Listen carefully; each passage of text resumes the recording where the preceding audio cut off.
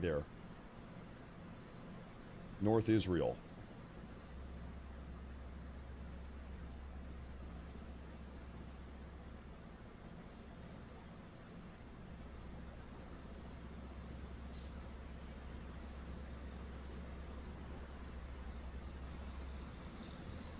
We are on standby here.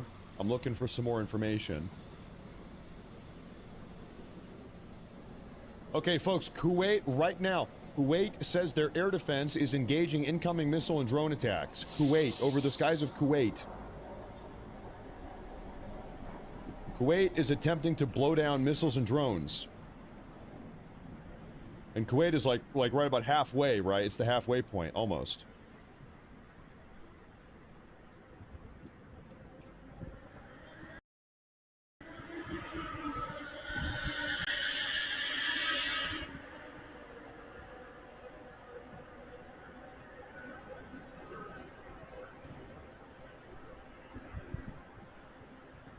Now, I don't think we see anything over the skies of Kuwait at the moment, though.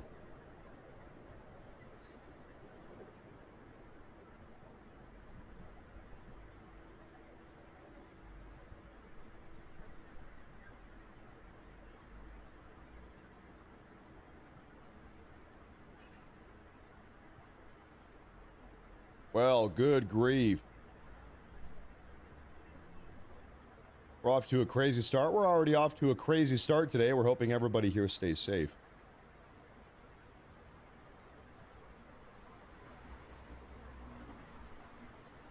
I've got a report here coming out while we have a second, ladies and gentlemen. This is per The Economist. Iranian army soldiers and members of the IRGC and police are reportedly ghosting their duty. They're not showing up to work. Per The Economist, I mean, what do you call that? Desertion? I guess you just have to call that desertion. Can't blame them, I guess, given the circumstances here. I was just about to say, you can't blame them, honestly.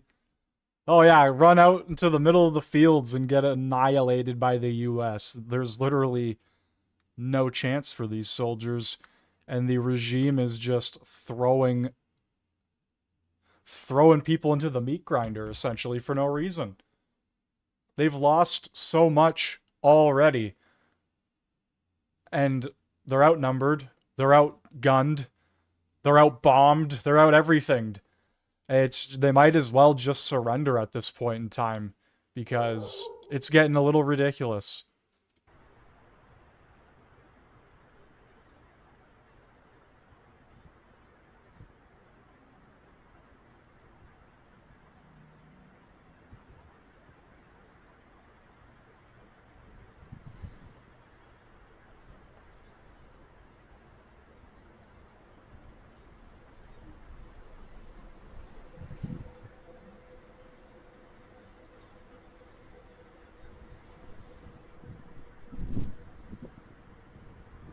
So normally it takes, I don't know, 11 or 12 minutes for a ballistic missile to make its way from Iran to Israel. And so if we saw a moment ago that in Kuwait they were trying to shoot them down,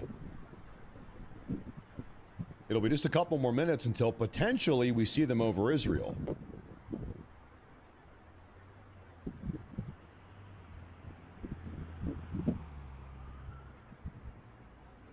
We will see here.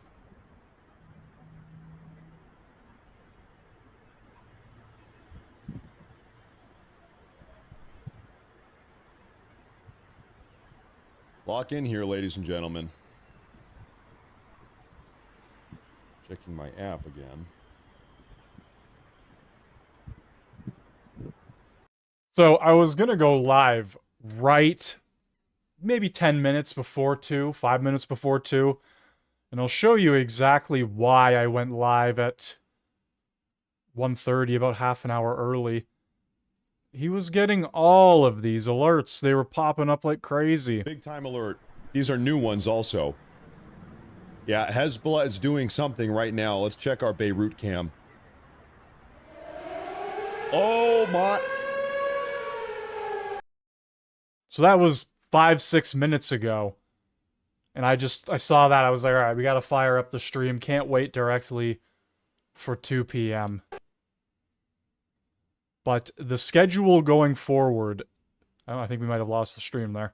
The schedule going forward will be a 2 p.m. start time and an 8 p.m. start time. Both streams roughly an hour, hour and a half, depending on what's going on. The long 3-4 hour streams will most likely be no more unless something truly crazy is happening. Yes, this is a massive event, but I can't be covering it for hours and hours on end. With everything else going on, I gotta cover other things as well. So for the time being, we'll be doing shorter hour and a half streams, 2 a day. One at 2 p.m. Eastern Standard and one at 8 p.m. Eastern Standard. Now that we got that out of the way, let's get back to this. I've also got... Actually, let's get to this and we'll come back to Matt Morris here. Video right here. The Israelis say this is the first time they have had an air kill like this since the 1980s. Israel's Prime Minister today, Benjamin Netanyahu, going to meet with U.S. and Israeli pilots at an airfield in southern Israel. We continue to strike targets of the terror regime in Iran and also terrorist elements in Lebanon. The achievements are significant, but much work remains. I want to again thank my friend President Trump for the cooperation between us and between Israel and the United States. Together we will continue, and together we will accomplish our missions, with God's help. Officials here say that coordination is historic, and it's very important right now as the Iranians are continuing their ballistic missile launches against this country and regional Gulf countries. Last night, 3 separate alarms sounded across central Israel, sending people into bomb shelters. There were another 2 alarms today amid incoming Iranian ballistic missile fire. Now, the Iranians are now commenting on the war, saying this from Tehran. We didn't start this war. This was not our war of choice. We were attacked. The aggressors are responsible for the consequences. They initiated this war, the same they did in June. So Iranians have no other choice other than continuing to resist, to defend their territory, their sovereignty, their security, as long as it takes. That official failed to mention Iran's expanding ballistic missile program or their efforts to reach a nuclear bomb in those remarks. But as the Israelis are looking at comments and action to the east, they're also looking north into southern Lebanon, where ground forces are pushing to more defensive positions inside southern Lebanon. Also, earlier today, the Israelis issued a rare evacuation order for the entirety of southern Beirut, the Dakhia neighborhood. They've been hammering this neighborhood with airstrikes, trying to go after the Iran-backed Lebanese militant group, Hezbollah. John, Sandra? Hey, Trey, just wondering, have you heard anything about Israeli officials hacking Iranian TV and putting up messages encouraging people to rise up against the regime? And for people who are with the military to defect? Yeah, there's a massive amount of operations that are taking place behind the scenes, trying to ensure that the information the Israelis want the Iranian people to see is actually seen. Some of this has to do with the IDF Military Intelligence Directorate, the Amman unit, and this is led by Major General Shlomi Binder, who has been taking this intelligence operation to a new level in the region, so that not only are the Israelis able to... 4 years of Biden, it was up, but only 500. Oh, well, that sucks. We were at a very good point in the feed there. I don't know what happened. Looks like we lost it. We're now talking about tax cuts and Joe Biden. Let's go back to Matt Morris here. See what's going on. Highly of me yesterday, and also we didn't even coordinate this. I was talking highly about him yesterday as well. There's that clip going viral of, I guess Asmongold is going to be coming over to Rumble. You know, while we have a moment here, I'll tell you something here. You guys know I'm kind of a one-man show. I don't really like to do collaborations. I would break my rule for Asmongold. We're friends because we're friends. We go way back. I've known him for almost 10 years now. I would break my rule for Asmongold, meaning I would have a podcast with him or do some collaboration with him.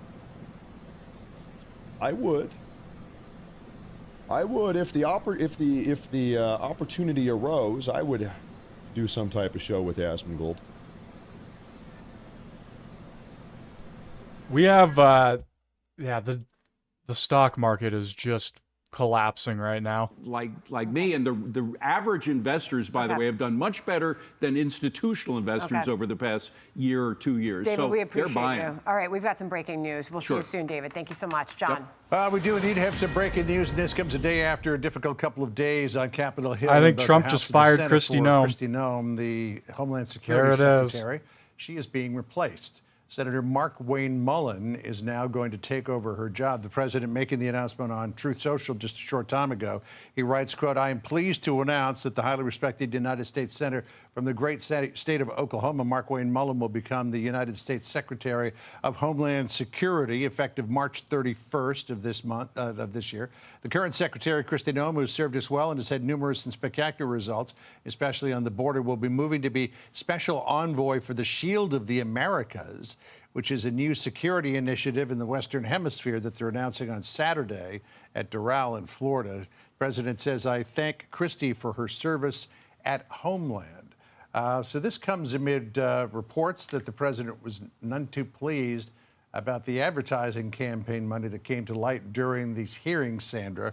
And so just in the last 24 hours, we've heard a lot of rumors that Mark Wayne Mullen may be tapped for DHS, and now it appears the president has made that decision, and that's going to happen at the end of the month. Yeah, there was some reporting leading up to this that this could be the case. No confirmation had been made by the president himself until now, but there was reports of frustration inside the White House over some of the actions taken on the part of Kristi Noem. Looking at the announcement, though, and looking at the touting President Trump does of Mark Wayne McMillan's record, 10 years in the U.S. House of Representatives, 3 in the Senate. The president says he's done a tremendous job with the people of Oklahoma. As the president pointed out, somewhere he did very well. So obviously this is breaking news. Just now, President Trump making the formal announcement that that DHS Secretary Kristi Noem will be replaced, John. Well, and also the president taking note of Mark Wayne Mullen's status as a former undefeated professional MMA fighter, also the only Native American in the Senate. Let's bring in Jackie Heinrich. She's at the White House. The timing of this, I guess, was a little bit of a surprise. We didn't expect it quite this soon, but it was certainly expected. Well, you know, John, this president has been reluctant to shuffle his staff since really early in his second term when he moved National Security Advisor Mike Waltz over to Ambassador of the UN. Since then, he's kept all of his folks sort of in position, weathered whatever criticism comes their way. And Kristi Noem, the DHS Secretary, has faced a turbulent period in the last few weeks. Amid the fallout, the response to the ICE deportation campaign in Minnesota, some public statements that she made, and then most recently this week, her testimony on Capitol Hill, there were reports that her defense of her campaign, her ad campaign, $200 million in spending that prominently featured her sometimes on horseback. $200 million for an ad campaign for DHS? Holy shit, dude. Elon is probably like losing his mind right now with the Doge stuff and all that. They were trying to cut money, insane government spending, and then she fucking goes around and does that. Holy Christ. 220 million on ads? What a waste. Claiming that the president, according to these reports, had approved of that, reportedly upset him. He wasn't happy about giving the impression that he had sort of authorized that amid this broader administration effort to root out fraud. So she's being moved now into another role, the Special Envoy for the Shield of the Americas, a new security initiative. No, that's like Doug Ford spending millions of dollars on a stupid-ass Ronald Reagan ad that actually put us in a worse position. Like, it just, why? I don't see this on... Like, were people not signing up in mass amounts for Homeland Security already? You spent $220 million on that? See this on Truth Social, though. I do not see this on Truth Social. I'm doing a quick scan.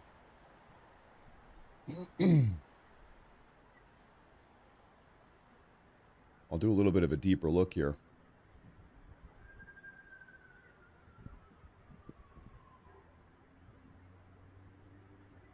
President Trump this morning is pushing the Republican senators to pass the Save America Act. That's right. Push that damn act. Push that act.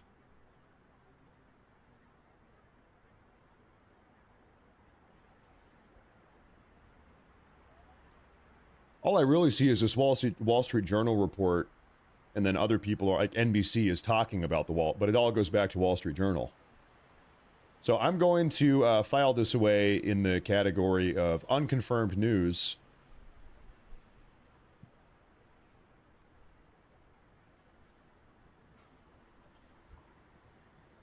We'll give it some time here.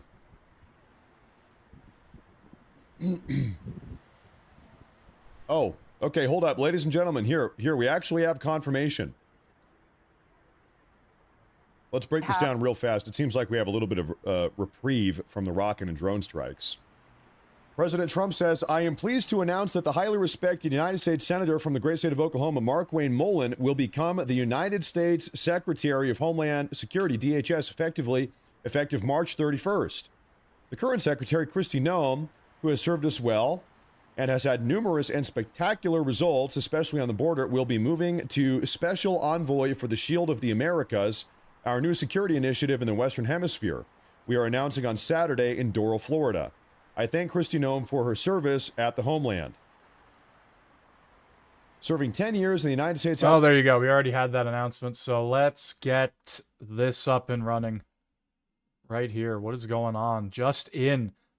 Azerbaijan closing airspace and vows retaliation after Iranian strike. I don't know what's going on. Something's been going on with my YouTube today. Click on a video. More new video. Click on a video and it takes like 10 fucking minutes for the thing to load up. Maybe I've got too many things running. I don't know. More new video now for you to see. CENTCOM showing Operation Epic Fury strikes in Iran today. The Islamic Republic has now attacked at least 12 nations. And that has sparked fury among those countries that had been at least neutral, if not friendly, toward Iran. Great Britain has been reluctant to directly support United States and Israeli strikes. That's changed a bit since Iran hit a British Air Force base this week. And right now, England's defense minister is in Cyprus visiting that base. American stealth bombers are reportedly expected to land at UK military bases within days to join the fight. Iran also launched an attack on Azerbaijan today. That's the neighbor to the north.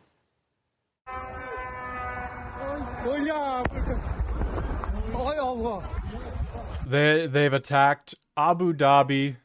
They've attacked Azerbaijan, Iraq. They've attacked Israel, obviously. They've attacked everybody so far now. Literally just throwing attacks at everybody. What the fuck are they trying to accomplish?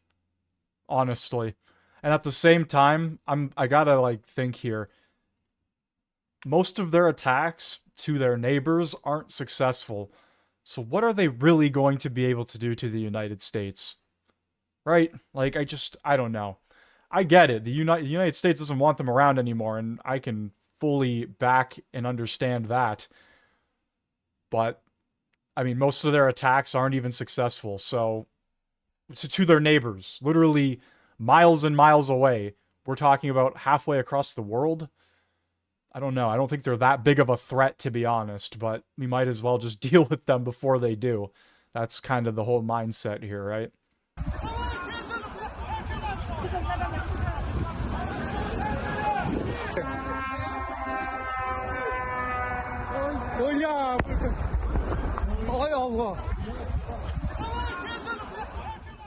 Azerbaijan officials are saying 2 drones hit an airport and outside a school. The country closed the airspace near Iran, and the defense minister is promising retaliation now against Iran. Gulf state leaders are saying they've intercepted hundreds of Iranian missiles like these over Doha, Qatar. As we have been seeing, some are getting through air defenses. Iran's regime apparently striking indiscriminately, civilian or military. They're blowing everything up that they can. The White House smacking down the suggestion that the U.S. operation was unnecessary. Watch this. Why is it that across the administration you can't say what the imminent threat against the United States was that required us to launch this? I am out here today to explain to you exactly what led the president to make the decision to launch Operation Epic Fury. And President Trump does not make these decisions in a vacuum. This decision to launch this operation was based on a cumulative effect of various direct threats that Iran posed to the United States of America. And the president's feeling based on fact that Iran does pose an imminent and direct threat to the United States of America. Chief National Security Correspondent Jennifer Griffin. Jennifer. Harris, the Iranian strategy is to widen the war and to force the U.S. and its allies to burn through its valuable and limited supply of high-tech missile interceptors, to raise oil prices by threatening ships in the Strait of Hormuz. That is why you are seeing strikes in Turkey and now Azerbaijan. The international airport, as you mentioned, hit in Azerbaijan, and just moments ago, explosions in Abu Dhabi near Zayed International Airport. The UAE has been hit more than any other Middle Eastern ally. Qatar today said it intercepted 13 Iranian ballistic missiles. Bahrain faced 124 drones in the last 24 hours, destroying 88. The rest, we're told, fell in the water. There is some concern that Iran is holding back firing some of its ballistic missiles to extend the length of the war. This new video from U.S. Central Command posted overnight shows U.S. forces striking some of Iran's mobile missile launchers. Iran, however, has built large underground sites to store and launch their ballistic missiles from. These underground cities that you can see from video that we've obtained from January 2025, it's welcome news that they are still using these underground missile launchers for the U.S. military, which has the ability now to drop large 2,000-pound bombs and even bunker busters to destroy these vast underground missile cities, if you will. Iran has more than a dozen of these underground sites, we have learned. In a historic... That footage was pretty crazy looking. Hold on. You can see from video that we've obtained. Wow. From January 2025. It's welcome news that they are still using these underground missile launchers. I mean, who knows what's hidden underground? I would also like to think that they are most likely being backed by somebody else because, look, Iran isn't this on their own. No, they're not this big superpower. They just aren't. But when it comes to what they're doing in the ground, who fucking knows? If they're building superhighways like that to transport weapons, who knows? And that's the main thing is the backing. Who is backing them? And it's most likely China or Russia. They're not doing this on their own. They do not have the... Maybe they have the power to do it within, like, you know, some limits, but I don't think that is all on them. There's got to be some third-party funding there. Have learned. In a historic first, the U.S. used in combat for the first time, something you're seeing right here. These are long-range precision strike missiles called PRISMs, which were developed to replace tactical ballistic missiles. They fly at incredibly high speeds and can hit time-sensitive targets. They fly hundreds of miles further than the ATACMs, which the U.S. military had used, and they only had a 186-mile range, still pretty far. This PRISM destroys targets more than 310 miles away. One launch pad holds 2 PRISM rounds. Last night, the Pentagon released the name of a 5th American soldier killed in Kuwait.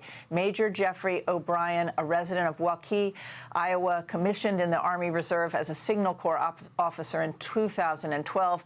The Pentagon said Chief Warrant Officer 3 Robert Marzan is the 6th American believed to have been killed in that March 1st drone attack on Port Shuaibah in Kuwait. Given the seriousness of the injuries, Harris, the death toll could rise from that attack. Harris? Well, we know that there are 6 total. We've learned the names of 5, and our prayers are with all of those families who have lost their loved ones in this. Jennifer, thank you. Let's go now and focus to Brett Velikovich, former... All right, I don't know what happened to the feed there. Looks like they had some technical issues, but breaking news once again. Kristi Noem fired she's gone or she's being moved to another position. Tell us about the moment he's stepping into. And, you know, obviously part of this was the president's criticisms or frustrations with how Kristi Noem was handling the job and the tasks that he will have before him. You know, I think President Trump sometimes doesn't get enough credit for running a very tight ship. He will move the players around when he sees someone is in not the right fit and there's a better fit. And so he thought that Mike Waltz could go up to the UN, and he's done a fabulous job at the UN, and he moves people around. He is loath to give people only 1 or 2 chances. But when the time is right, and when it is obvious that the deal is not getting done and the job is not being done, he will make the switch. He's a developer. He knows how to get stuff done. And he's in the middle of a war, and he really cannot allow his administration to be taken off course by sideshows like this I don't know how much money was spent on that ad campaign. It's the dumbest thing I've seen. And I've seen a lot of dumb things in my career. But he does reach a point where he says, oh, come on. And so what will happen at DHS? I expect a new team. I expect everyone to get their resumes brushed off because they're going to be thrown out. Mark Wayne Mullen has been in the House for a long time. He has a bunch of people whom he trusts.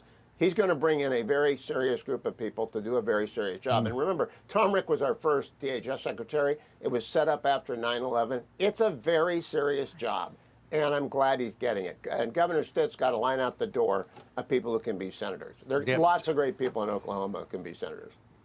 All right, Hugh Hewitt joining our coverage. Thank you very much, Hugh.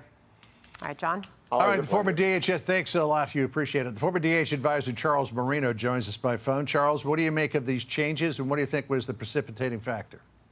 Well, I'll tell you, this is something that the country doesn't need right now, and the Department of Homeland Security doesn't need right now, based on the threat level that we're facing here in the country. Look, the operating assumption right now by law enforcement and intelligence agencies is that the country was, in fact, allowed to be infiltrated by threats from around the world during the Biden administration.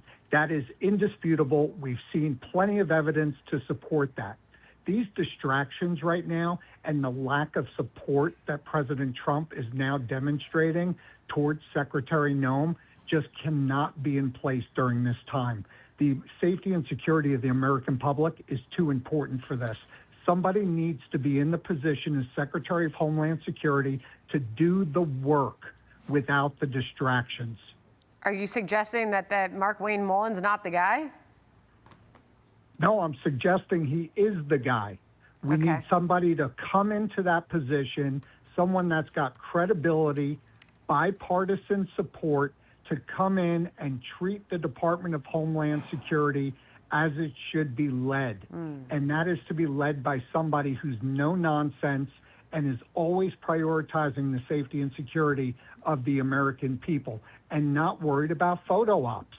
This is not the time for the country. The threats are here.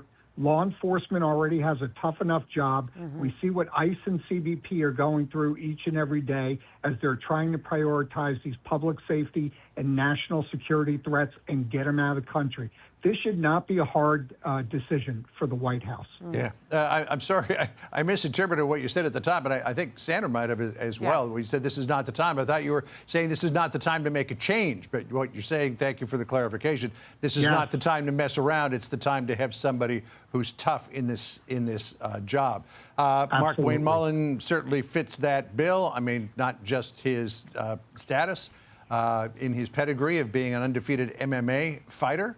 I mean, that tends to toughen you up a little bit, but the fact that he was in the House for a long time and now undefeated MMA fighter. Let's go. I don't know what that has to do with politics, but I respect it. That's for sure.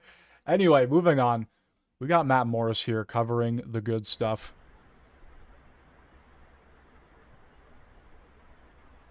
Bond, thank you, sir. Edelweiss, thank you. Rocks and Cows, thank you very much. Trish Killian, thank you very much.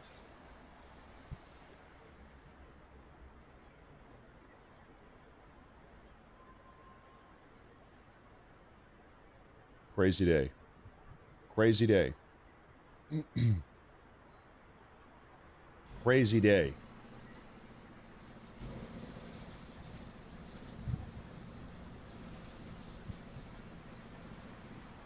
Absolutely, absolutely crazy day.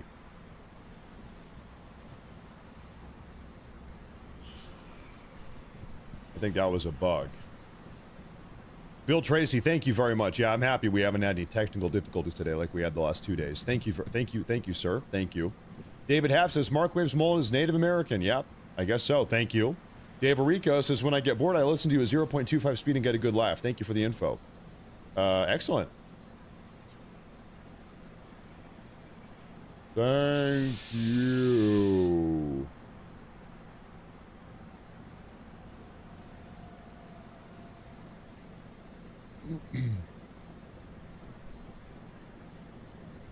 Thank you, Dog Mama. Folks, we have had some type of new alert every like 5 minutes. Every 5 minutes. This is the most active day that we have had in a very long time. Very active day here. I want to take a quick peep at what's going on in Beirut. The evacuation of the city still seems to be underway. People are just fleeing the city en masse because they don't want to get hit by an Israeli airstrike. The Israelis are trying to take out Hezbollah locations all throughout the city of Beirut. Oops. You hear police sirens or ambulance sirens or fire sirens or some type of siren. That's coming out of Haifa. Okay, what I'm going to do, folks, is take a look around, and I'm going to see if we can find any footage. I'm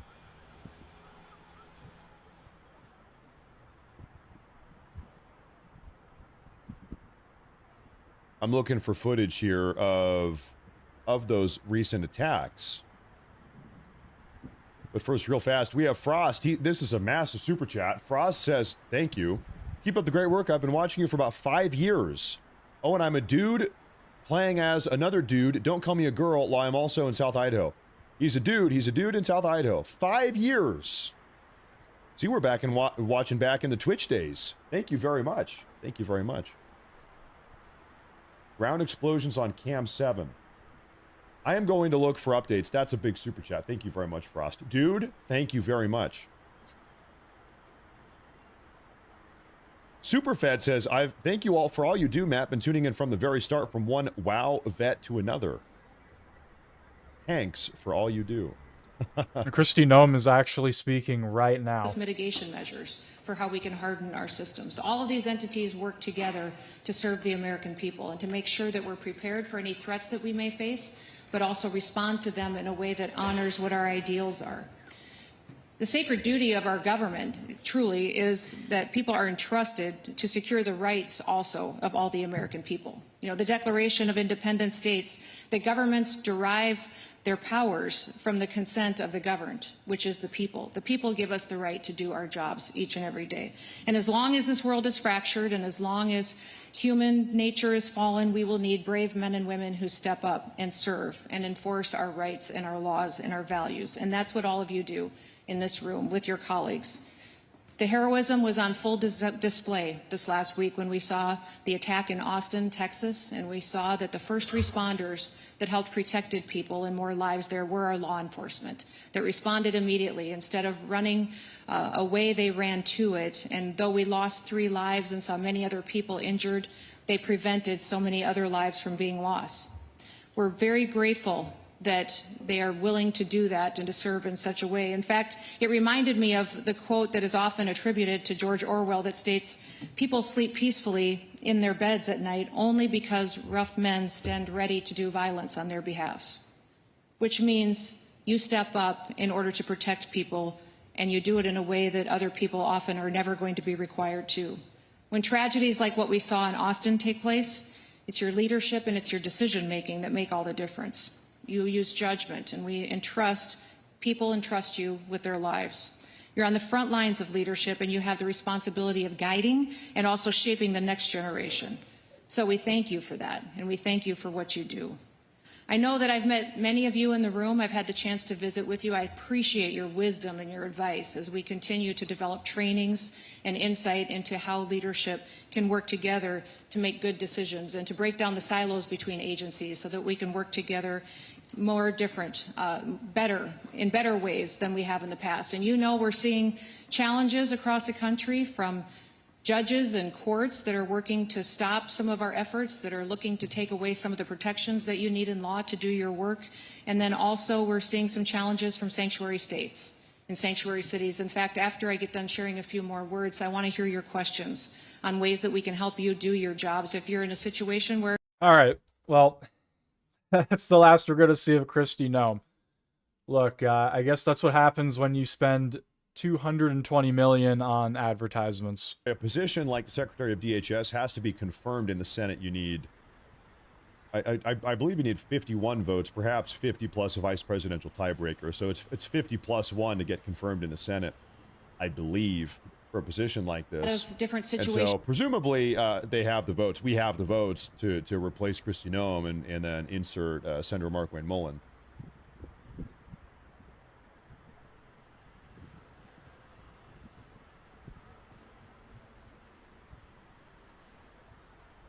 So it looks like Israel finally released the footage of the dogfight they got into.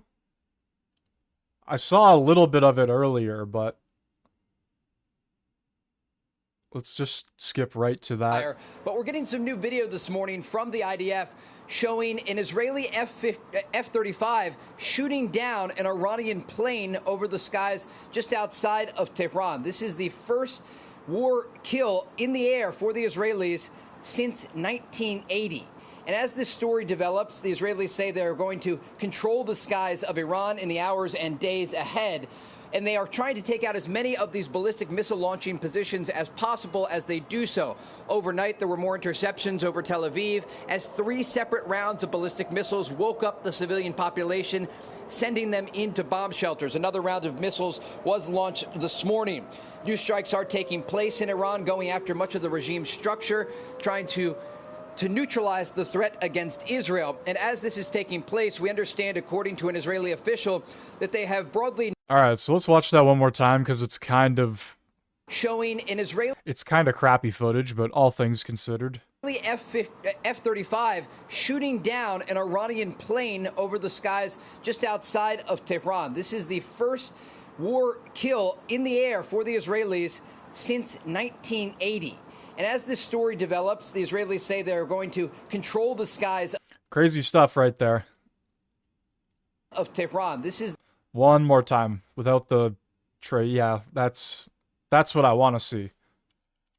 In slow motion. Let's get that frame by frame.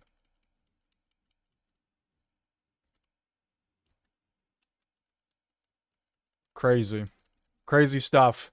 Crazy stuff. It was probably a 1980s jet. I think that, honestly, I think Iran's jets are better than ours. I think they're newer. And that doesn't say much considering they're getting taken down by Israeli jets. My goodness. What a fucking nightmare our military is. Let's head back over here. But Turkey is. I'm sorry, Iran is attacking. We heard from NATO Secretary General Rutte earlier today about this. And how big is the risk that an incident like this draws all of NATO into the conflict? That Iran or one of its proxies attacks a NATO ally, that ally invokes Article 5, and NATO suddenly then is at war with Iran? Well, Article 5, I think, is not in order here. Nobody's talking about Article 5. And the most important thing is that our adversaries have seen yesterday that NATO is so strong and so vigilant, and even more vigilant if possible since Saturday because of the situation, of course, in the Middle East. So they see and know and sense that our military are on this. Okay, so Secretary General of NATO, Rutte, he says, okay, we are not considering Article 5 right now. We think we don't need to do it. We hear from the Iranian foreign minister's spokesman, whatever the hell his name is. He says, if the European Union countries remain silent in the face of this violation of international law, they will pay the price sooner or later. So now we're like whiplash going the other way. Now Iran is threatening all of Europe, saying that if they don't stop the United States and Israel from attacking Iran or condemn the United States and Israel, then Iran is going to start attacking Europe. Iran is making big threats here. Big threats. Iran is saying, you need to stop America and Israel, otherwise we're attacking you next. And this is totally in line for the Iranians, because this is also presumably why they've been attacking the Arab Gulf nations. Why do you think it is that Iran has been attacking Qatar, Saudi Arabia, Bahrain, and Kuwait? Why do you think? Well, it's because if Iran can attack these countries and put pressure on them, maybe these other countries are going to get so sick of it getting bombed by Iran, they're going to say, all right, America, Israel, we got to shut it down. You got to call off the attack. It's not worth it. We're sick of having our hotels and our buildings and our restaurants get blown up by the crazy Iranians. We're not happy with the Iranians, but we just don't want our buildings to get blown up anymore. So please, U.S. and Israel, stop attacking Iran. Let's de-escalate all of this. That seems to be the Iranian strategy, is apply pressure not just to Israel and U.S., but to the Israel-U.S. regional allies to try to get those allies to speak up and kind of pull on the leash a little bit. The problem here is that these countries are not the ones holding the leash. And even if they were, it seems like they're not even yanking on it. None of them have come out and condemned the U.S. or Israel. In fact, all of them have come out in solidarity and support of U.S. and Israel. All of them are overwhelmingly condemning Iran. Iran's strategy here has totally backfired. They were trying to, like, you know, leverage our regional allies against us by blowing them up. And it has. That is the dumbest strategy in the world. Oh, we're going to commit mass acts of terrorism to a bunch of countries in order to pit them against the U.S. for attacking us? What the fuck are they thinking, man? Holy crap. Well, I guess that's what happens when your leadership gets wiped off the face of the earth in a day, and then your new leadership gets wiped off the next day, and they're just kind of continuing that over and over again. It's a shit show, and hopefully, like I said in the last stream, they get this done sooner than later. A historic strike at sea. For the first time since World War II, a U.S. Navy submarine sank an enemy warship with a torpedo, and now Iran responding, saying, quote, the continued mischief and deception by the United States in the region will come at the cost of complete destruction of the region's military and economic infrastructure. That seems delusional. Fox News senior strategic analyst, retired four-star general. That seems delusional. Yep. Yes, it does. I love that response. Structure. That seems delusional. Fox News senior strategic analyst, retired four-star General Jack Keane. General, what do you think Iran's trying to do there? Do they really think they're going to intimidate our Navy after blowing up and eliminating theirs? Well, there's no way that they're going to intimidate our Navy. But talking about Iran, it's worth talking about. Where are they? I think the evidence is clear. They're in a much more weakened state, given all of that we're reporting on, the reduction of their retaliation with drones and missiles and taking down nuclear capabilities, taking down command and control. But listen, there's no evidence that they're giving up here.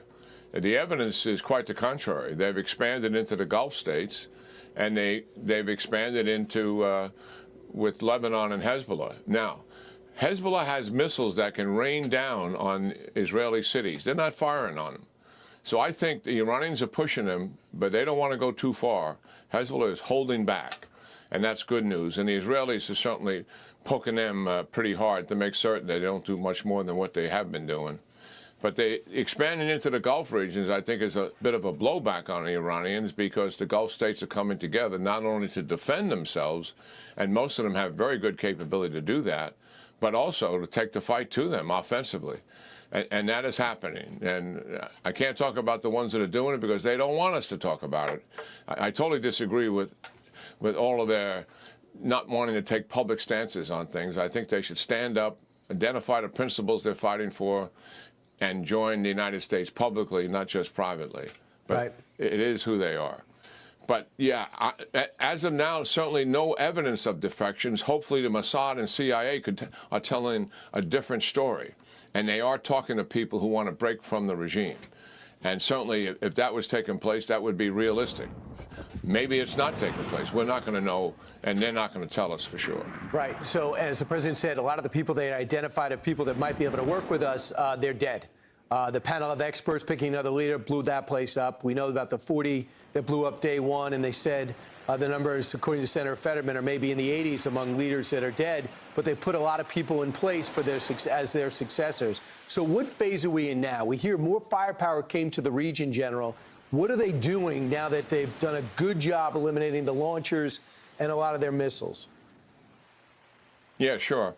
Well, let me just say once again, the significance of what has taken place here with the United States and Israel combined on this offensive operation. And these are the two most proven, experienced militaries in the world. And for the first time ever, we are conducting a combined operation with common objectives. And that's truly remarkable. The trust and the confidence we have in each other, you know, feedback from both sides, the Israeli military, the U.S. military working together, the trust they have with each other, common working together on intelligence. Yep. And we smart enough not to take the Israelis, who have their own systems and how they go about, you know, delivering air power, whether it's fighters or cruise missiles. We didn't force them into our system. You know, continue to use your system. And we have our own system, certainly. But talking to each other every hour of the day, mutual respect and confidence. That's number one. Two, we are in a new phase. On the U.S. side, we're accelerating the numbers of airplanes we're putting into Iran, obviously because we have air superiority, that we can introduce heavy bombers in doing that. Gravity bombs that are GPS, precision-guided, 500, 1,000, 2,000-pound bombs. That's increasing lethality. And we're still going after the same targets and having a lot of success with ballistic missile, the whole complexity of that, drones, nuclear targets, command and control. And obviously this maritime force is being destroyed. But however, on the Israeli side, they are while they're still hitting some of those targets, their primary focus, we're focused on the weapons that are sustaining the regime. Now the Israelis are focusing on the organizations that are sustaining the regime, systematically and deliberately going after the IRGC. They're pounding Tehran with 1,000 munitions. 24 hours ago, another 500 to 800 in the last 24 hours, because that's where a lot of the headquarters are. This is IRGC headquarters there for sure. They have 32 other organizations that belong to them out in the provinces. They're going to go after all of them. Why? Because they repress the people. The Baji militia, certainly in Tehran, but also out in the province, systematically taking them down. Police infrastructure, same, taking them down because they are part of the infrastructure and security forces that repress the people and sustain the regime. So this focus is on setting the conditions for this regime to collapse. That's where the Israelis are in this phase of the operation. They think it'll take 10 days, maybe 2 weeks to do that. They want us to be patient because you can't objectively see those results like you can see with drones being reduced, ballistic missiles being reduced in terms of numbers of attack. It's much more intangible. We got a lot of work in front of us. And well, I guess we'll see what happens over the next few days. They're doing, like he just said, a pretty solid job at taking all that out. We got an update here. Our world hostage, effectively, and it's just not working. Nobody is playing along with them. Iran, we said a moment ago, is making big threats. Well, we saw this yesterday, and we're talking more about it today. Iran has threatened to strike Israel's Dimona nuclear site. An Iranian military official has warned that Tehran will target Israel's Dimona nuclear facility if the U.S. and Israel continue pursuing regime change, according to semi-official ISNA news agency. Dimona is the heart of Israel's undeclared nuclear program buried in the Negev desert. A strike there wouldn't just be military escalation, it would risk a radiological disaster across the entire region, including Jordan, which sits just miles from the site. There it is. So now, Iran, this is a threat that they issued yesterday, and they're doubling down on it again today. The Iranians are threatening to blow up Israel's nuclear site. It's called Dimona. I think I've got it pulled up here. Yeah, there it is. And to show you exactly why is my Google map not working? Come on now. Do I need to reload? Okay, no, we've got it pulled up here. Perfect. Okay, here it is. So anyway, zoom out. Here's a little country called Israel. And right here, kind of in the southern desert, right, like that report said on the border with Jordan, is called the Dimona Nuclear Research Center. There's a city called Dimona. But out here in the desert, middle of nowhere, here it is. The Nuclear Research Center. And so Iran is saying, we're going to blow it up. We're just going to launch some ballistic missiles and try to blow it up. If you don't stop attacking us, and if you don't abandon your pursuit of regime change in Iran. So this is also part of the entire equation. This entire dynamic here is obviously getting very, very, very complex. There's a lot of moving pieces. There's a lot of chess pieces moving around. We also got a report earlier today. I want to share this with you guys. When I said that this entire thing is becoming incredibly complex, well, it is, because now we have reports also coming out earlier today saying this. Capitulation begins. The Iranian deputy foreign minister issued a quote today. Iran is ready to abandon its nuclear program on condition that the United States presents a satisfactory alternative offer. Once again, earlier this morning, the Iranian deputy foreign minister has just said, as of this morning, Iran is ready. If this is true, I guess they've had enough. But then again, they'll turn around and say something completely different, and they'll continue striking and threatening. These people don't make any sense. Now, we got a report from Trump. Actually, this is reposted by the official White House Rapid Response page, so I'm going to share this with you folks. This is from Trump. He says, they are wasting their time. Khamenei's son is a lightweight. I have to be involved in the appointment, like with Delcy Rodriguez in Venezuela. We've heard reports that the Iranian regime is trying to appoint Khamenei's son, Khamenei Jr., to be the new Ayatollah, the new leader of the country. Trump says, he's a lightweight. I don't like him. I need to be involved. Whoever's going to be the new leader of Iran, you got to run it by me, says Trump. Trump is calling the shots. Trump is calling the shots. Well, yeah, he's not just going to do all this and then put somebody in place that's going to rinse and repeat what he just undid, right? Like, that would be stupid. Anyway, let's get to live. Is now directly providing anti-air defense missiles and missile batteries, interception batteries to the... Probably low IQ. Who knows? Honestly, who knows? But if you're the Ayatollah's son, you can't be doing that bad. Arab Gulf states alongside the U.S. I mean, you would be doing better than most people living in Iran, that's for sure. USSR of the R Ford U.S. battle group, carrier battle group, that's already over there. And the United Kingdom is now using Typhoon fighter jets and sort of like Reaper-style drones to blast Iranian drones and missiles out of the skies. So this is there's a lot going on. There was a lot going on. This is becoming a very complex situation. We're doing our best to keep on top of it, folks. There was a lot going on. There's a lot to talk about. The bigger the channel, the more trolls there will be. Wait a minute. Are people trolling in my channel? Trolls? In my channel?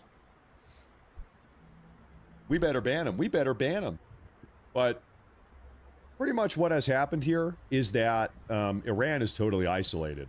Now, what we do see, seems as if Russia has kind of cut off Iran. Russia's like, good luck. China seems to be giving satellite imagery to the Iranians. China is also very upset about the closure of the Strait of Hormuz, which we haven't even talked about today. Ladies and gentlemen, let's do a quick status check on the Strait of Hormuz, through which 20% of the world's oil supply travels through, coming out of the Persian Gulf. You're looking at the Persian Gulf right now. Now, early on in this conflict, 4 or 5 days ago, Iran said, all right, listen, we are shutting down the Strait of Hormuz. You know what? I want to put this up on the big screen. Let's have a big, like a real talk about this, actually. Pull it up on the big screen here, ladies and gentlemen. Oh, yeah. There it is. So this is really the Strait of Hormuz. Let's pull it up on the big screen. You can see all of these dots and arrows over here are vessels trying to get in, tanker vessels trying to go pick up the oil to bring it back out and ship it elsewhere, make some money. These boats here are stuck on the inside. These vessels are stuck on the inside, and they probably want out. I would imagine that they are actually already loaded up with oil, and they're looking to get it out and go ship it elsewhere. So anyway, massive traffic jam because Iran has said, all right, listen, because of this conflict here, because we are under attack by U.S. and Israel, we are shutting down the Strait of Hormuz. Anybody going in or out, coming in or out, we're going to blow them up. And we have seen them follow through. We've seen them do that twice so far. Now, very curiously, what do you see? You see one ship here attempting to make its way. What is this, Australian? Vessel details. From the Cook Islands. From the Cook Islands. And you know what? This might sound a little bit racist, what I'm about to say. This ship looks a little bit Chinesey. Can I say that? This ship is looking a little bit Chinesey to me. I see some red, potentially Chinese flags up top. Up, Penguin. Up, Penguin. You see Chinese up there, some type of Chinese symbols. Up, Penguin up there. So the ship is registered out of the Cook Islands, but it seems a little bit Chinesey to me. And so they've just decided, you know what? We're going in. That's fucking wild work. Okay, hold on. We got to get the department funded so that the president can continue to carry out the his agenda. Kristi Noem's replacement was just getting swarmed by reporters there. Our coverage. Thanks, Laura. We're going to head back to the White House for more on this breaking news. Jackie Heinrich is back with us. Jackie. Yeah, I've been trying to get information from officials on the president's thinking here and got a pretty pointed quote from someone familiar with his thinking and this decision. Quote, "It was a combination of her many unfortunate leadership failures, from Minnesota to the ad campaign to allegations of an affair." So it sounds like all of that reporting in the last several weeks that the president was uncomfortable with not only how she handled public statements after the ICE deportation campaign cost 2 people their lives in Minnesota. Also, this ad campaign that was, cost $220 million, featured her on horseback. Dude, I can't fucking believe that. She spent $220 million on ad campaigns. Like, that alone would have been enough to get rid of her, honestly. How much do you need to spend on advertising? That's insane. Back at Mount Rushmore, and she claimed under questioning in Senate hearings this week that the president had authorized that. Apparently he didn't. And then also the rumored affair with her advisor, Corey Lewandowski, who is also married. All of those things together apparently were the tipping point for the president on the need to move on. Again, worth noting that this is going to be a tough time to get somebody else confirmed right now in the Senate. It's an unusual time to try to shake up your cabinet, before the midterms. The sort of chatter had been that he was likely to keep most of his people in place, at least through November. But it sounds like this week's questioning and her responses in public might have been what did her in, because the strong phrasing there, her many unfortunate leadership failures, really says that the president was unhappy with her. Senator Kennedy. Yeah, we'll jump on and off that topic. All right, now for more. It's not something I really want to focus on a ton, but it is happening and it is big news. So I'll bring it up whenever they have something, but this is what we really want to focus on right here. Reaction to all of tonight's story. Not Sean Hannity, but the topic. Deputy White House Chief of Staff and Homeland Security Advisor Stephen Miller. By the way, I've known you and your wife Katie for a long time. That was one tough interview she gave me on her podcast that she just launched. Woof, that was, I don't know if you had a chance to see it yet, but it was tough. Well, I you have to Millers put up with are tough. interrogations like that every single day, Sean. You only had to do it one time. It was rough. Asking questions that I'd never answered before.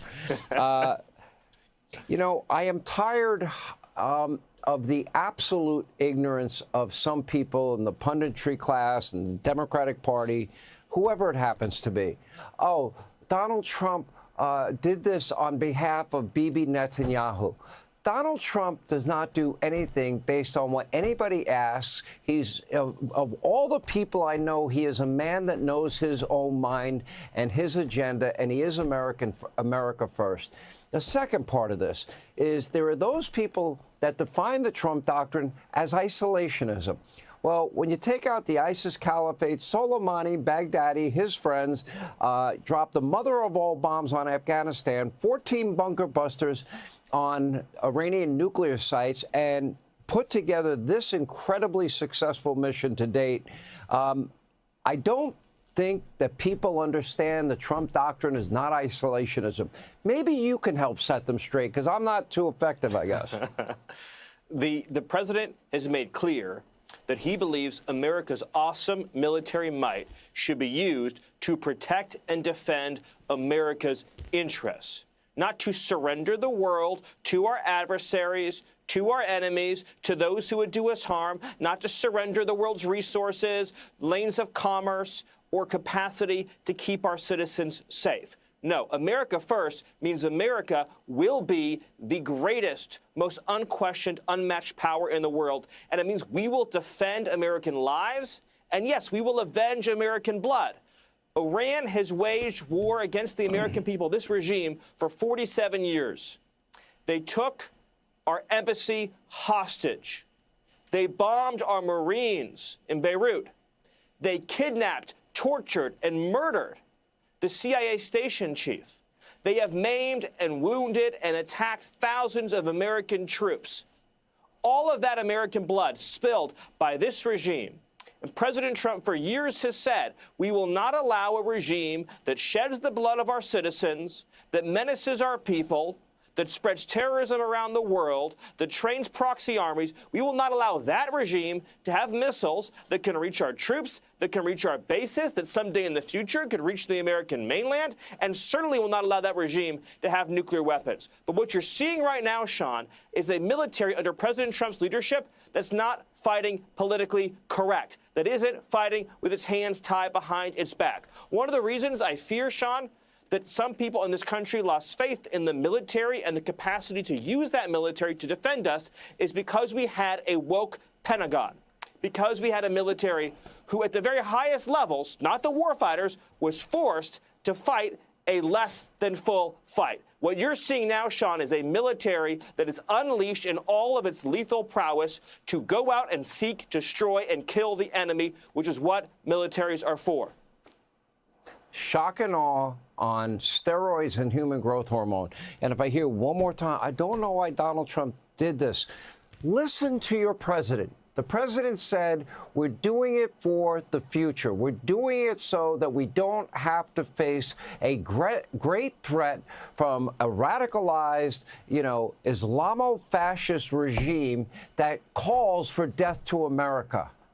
I mean, it's that simple. It's not complicated, but some people have a hard time comprehending it, and it's beginning to slightly annoy me. Yes, and one more point, Sean. All right, honestly, I just wanted to see the interview parts. Sean Hannity fucking sucks. I can't stand him, and any clip going forward, I will not be watching of him. Let's go back to Matt. And the Cayman and a few others. So I bet you probably know a lot. He just whines. He just fucking whines on. It's insufferable. About this Lloyd's insurance fiasco that's going on in the Navy. You're probably following that dynamic very closely. We talked a lot about that yesterday. It's a big deal. We talked about that yesterday. Thank you. That's right, Steve. Yeah, we talked about the Mark Wayne Mullen and the Kristi Noem dynamic. That's right.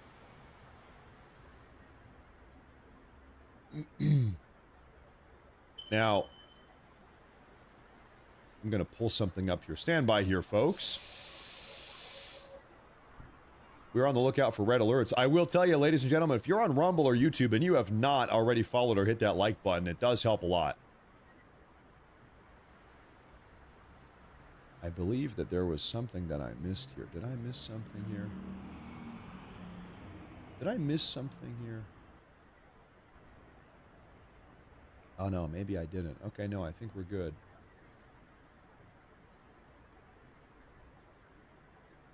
Pizza Friday said that boat can make the Kessel run in 2 parsecs. I was actually thinking of Han Solo when I was looking at that. I didn't say it, but hey, we're on the same page. Thank you very much. Okay, I'm quickly doing a scan here, ladies and gentlemen.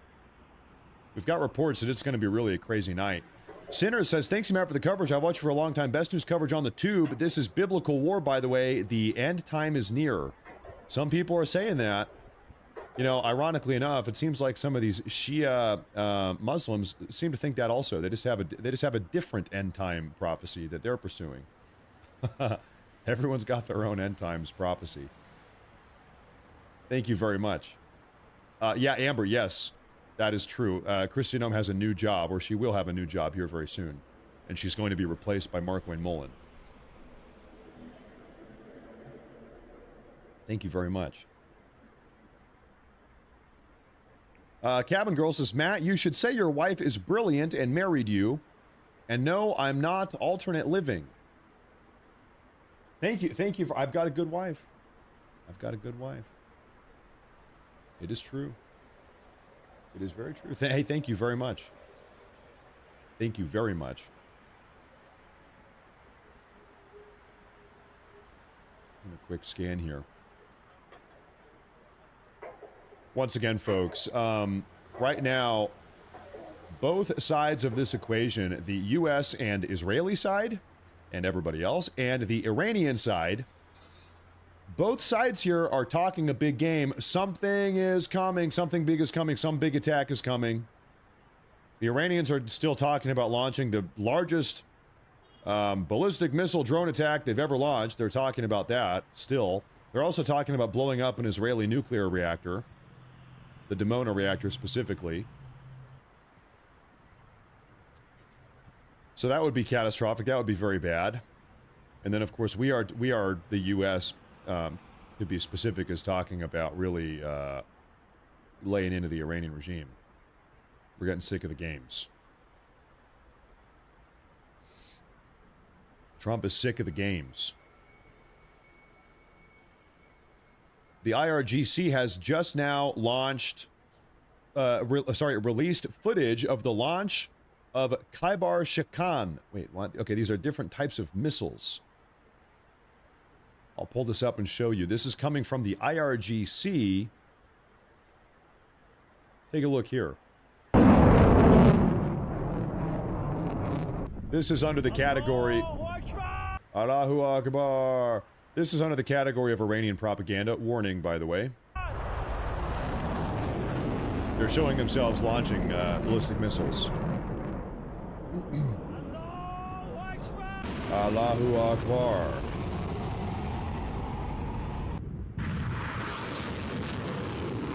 Aloha snack bar. I could go for breakfast. I could go for an Aloha snack bar breakfast right now. I'm getting a little bit hungry. I haven't had breakfast yet. It's almost noon. 100% AI. I think it's real footage. I'm not sure why it would be. I mean, we know the Iranians are launching ballistic missiles. Somebody's launching them. Okay, I gotta call you guys. I don't know why you guys are saying AI. I really don't. I don't know why you would say that. We know that they're launching ballistic missiles. Somebody's launching the goddamn ballistic missiles. Sorry, pardon my language. We know that they're launching ballistic missiles. Like, why do you think they're faking this? They could just very easily record themselves launching their ballistic missiles. We know they're launching them because we keep on intercepting them, right? So I don't know why they would need to use AI to fake this. I think it's probably real. We know they're launching the damn... I don't know if that footage is real or not, but they have used AI footage in the past to push shit off as if they have a stronger military or more might than they actually do. But that video in specific, I have no idea. Yep. Now, I will tell you, there is a lot of AI bullshit out there. There's a lot. It's nighttime. Yeah, so this is footage from a couple hours ago. I think so. Matt, it's all AI. You're right. Everything is AI.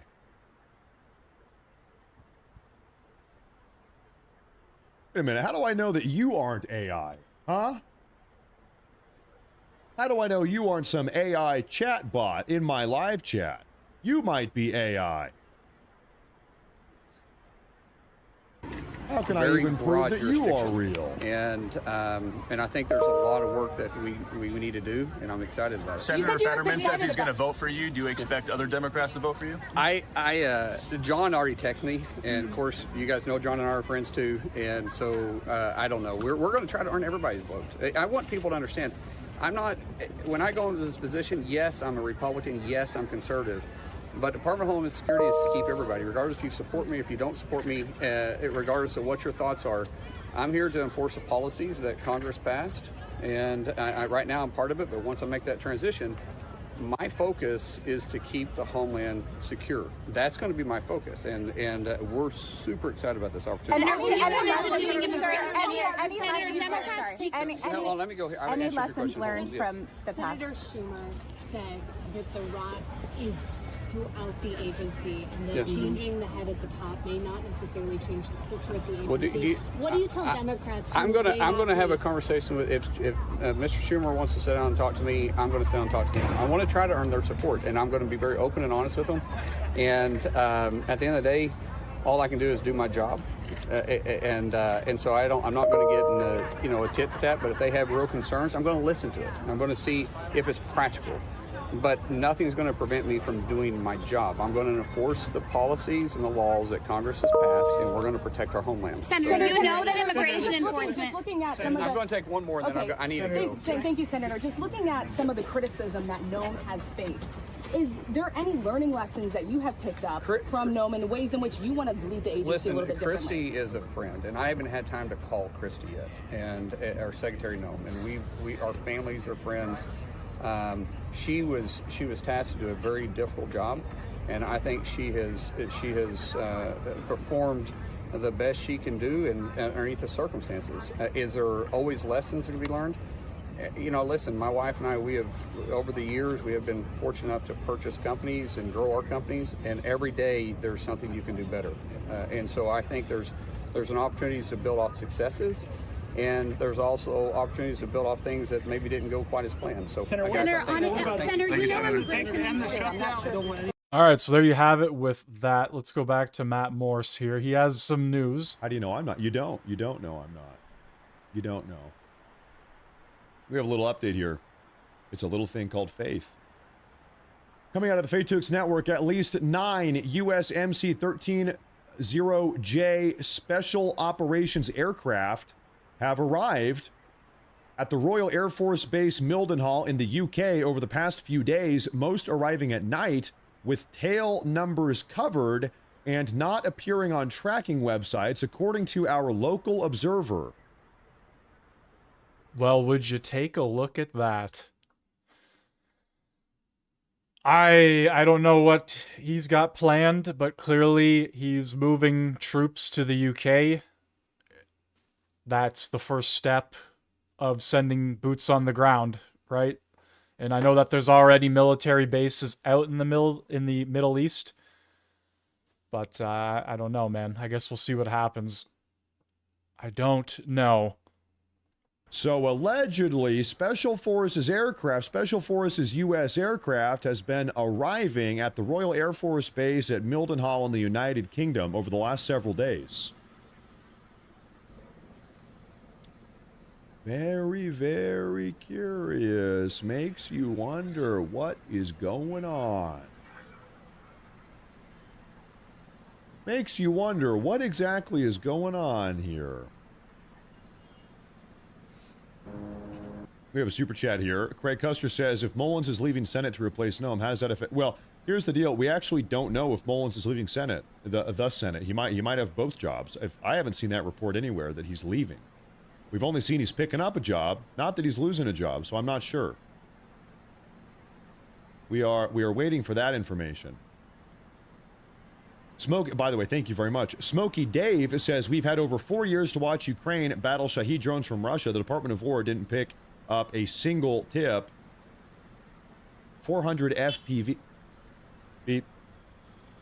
Well, to be very clear, we are shooting down Shahed drones. It's not like we just don't know how to do it. It's not like we can't do it.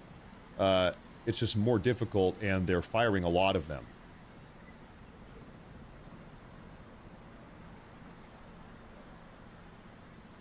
But I don't know. Perhaps the notion that we've been caught with our pants down insofar as Shahid drones, I'm not exactly sure that that's the case. I think that's not the case.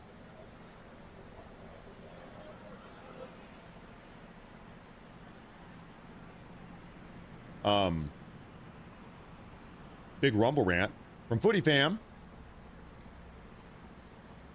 If certain physicists are correct, and we are all living in a simulation, then we are all AI. Whoa. Whoa. Oh my gosh.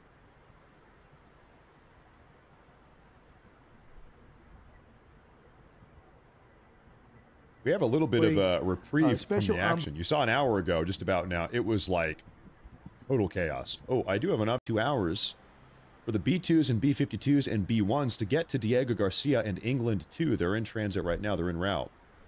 Once those bombers get to those bases, you're going to see Strategic Air Command start racking up sources like no other. So once again, we've already heard today that this evening, like now, is going to be a very big day. But also, look, it looks like a bunch of Beirutis there are lighting things on fire. What in the world are those Beirutis? Yeah, zoom in. What are they doing over there? Maybe they're just trying to keep warm. Anyway, tonight's going to be a big day, but also this weekend. We've got a bunch of bombers en route. Interesting. Very interesting. Let's see. Bombers en route. AC-130s sending over potential troops or supplies or who knows what, cargo jets, planes. Fox News alert: the United States and Israel unleashing a devastating shock and awe campaign tonight against the remnants of the Iranian regime as the Senate bid to limit Trump's war powers just failed. Senior White House correspondent Peter Ducey live from the South Lawn. Peter. Yes, Jesse, that Senate. So this was last night, roughly 10 minutes probably after I ended the stream. measure did fail. There was one Republican who voted with the Democrats, that was Rand Paul, and one Democrat who voted with the Republicans, that was John Fetterman. Earlier today, Caroline Leavitt was one of the many White House officials who declined to call this a war. She was asked specifically if this is a regime change war. She said, no, it's Operation Epic Fury. But then a few hours later, President Trump said it is a war. And again, he didn't say it was a regime change war, but he did say it was a war where everybody seems to want to be a leader. They end up dead war. Something interesting in terms of next steps. On Friday, they have invited defense contractors here to the White House. They need to talk to them urgently about replenishing U.S. weapons stockpiles, because every video that you see, a missile is being fired. And something really interesting that just crossed in Reuters. Raytheon, the people that make Tomahawk missiles, the Pentagon's deal with them was to buy 57 of the missiles at $1.3 million each. They want them to ramp that up to 1,000 a year. Jesse. Oh, that's quite a bit of Tomahawks. The president, you've covered him for a while. He seems almost unusually calm, even more confident than I've ever seen him before. You know, no timetable, doesn't care about the polling. Have you noticed that? Yes, definitely. And you got to consider that there are a lot of men and women in harm's way. But the president knows a lot that he is not sharing with the American people in real time. And we know that because I was talking to him on Friday about this, and he said he hadn't made up his mind. We learned that 4 days earlier, Bibi Netanyahu called and said, hey, the Ayatollah and all of the senior leaders of Iran are going to be in one place at one time Saturday morning. This is our chance. The president knew that all along while he was talking about the war. So who knows what kind of intel he's got right now. But it's something, and that would probably speak to the calm. All right. But we did see about an hour ago. Great to see you. Thank you. من اینا رو فقط تو Call of Duty دیدم. Something Call of Duty. Yeah, wow. Wow. می‌بینی صدا انفجارشو؟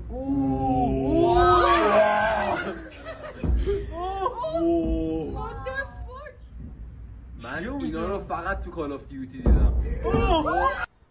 You know what's really crazy is that in maybe 5 years, maybe 10 years at most, Activision is going to be making a new Call of Duty game about what's going on in Iran right now. What's happening in Iran right now is going to be the theme of a Call of Duty game in potentially as soon as 5 years. You'll be able to play through all of it in Call of Duty. That's really just how they kind of do things over there. Won't be long either. Won't be long. You already can. It's called the original Modern Warfare series. All right. That is going to do it for today's 2 p.m. Eastern live stream. I will be live again tonight at 8 p.m. Eastern Standard Time. Once again, 8 p.m. Eastern Standard Time. Probably like 10 minutes before, so 7:50. Covering more of this. So come back, don't come back. That's up to you. Thank you for joining, though, on YouTube, Rumble, and Kick as usual. And adios, everyone. Launch a ground assault in northwestern Iran? No, of course not.